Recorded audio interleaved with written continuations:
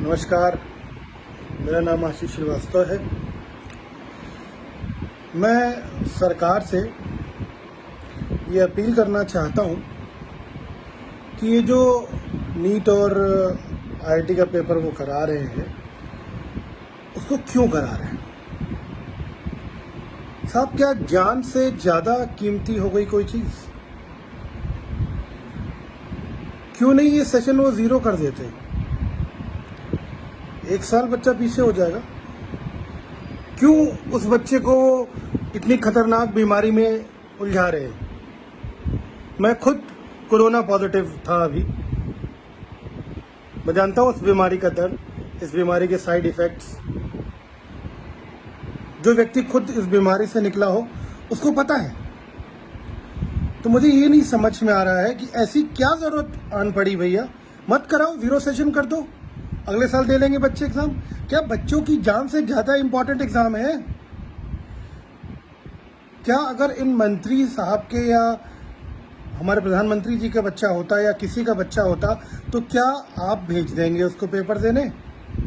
मैं तो एक फिज़िक्स का शिक्षक हूँ, मैं इसी के लिए कोचिंग पढ़ाता हूँ।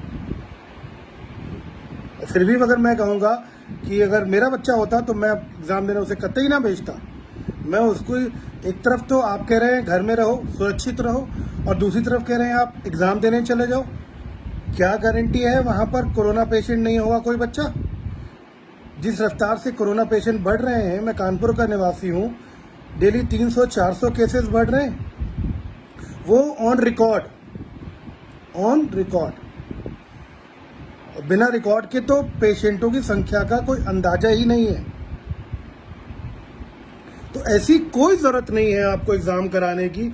आप एग्ज़ाम करा रहे हैं, ज़बरदस्ती जिद पे अड़े हुए हैं, जिद कर रहे हैं आप पेपर कराने की। क्यों?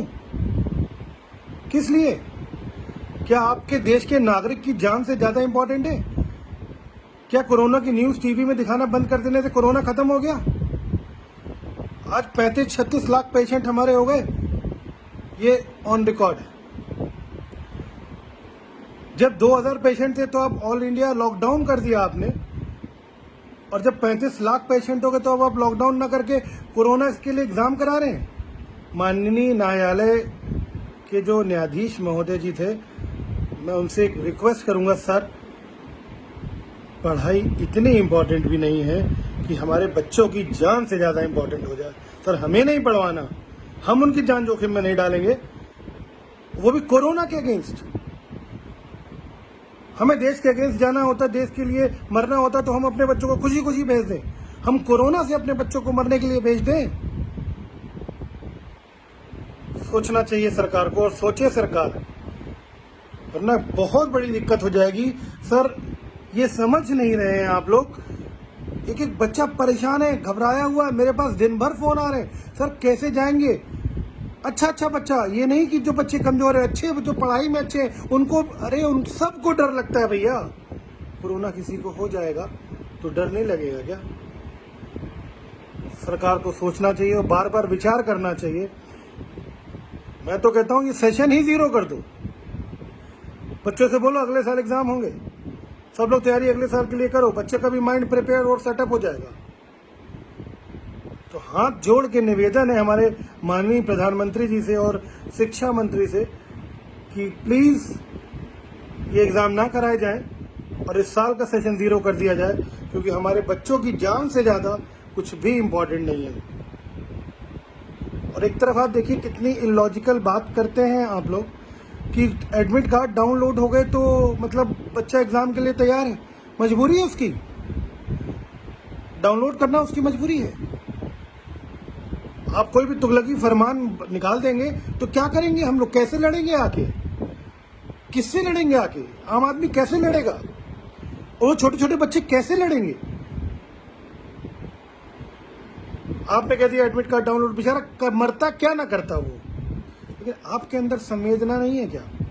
आपके अंदर मानवता नहीं है क्या? आप भी किसी ना किसी के पेरेंट्स होंगे, आपके लोगों के भी बच्चे होंगे। साहब इतनी संवेदना तो होनी चाहिए कि आप अपने बच्चे को ऐसे ही भेज देते हो हर जगह, भीड़ वाली जगह भेज देते हो?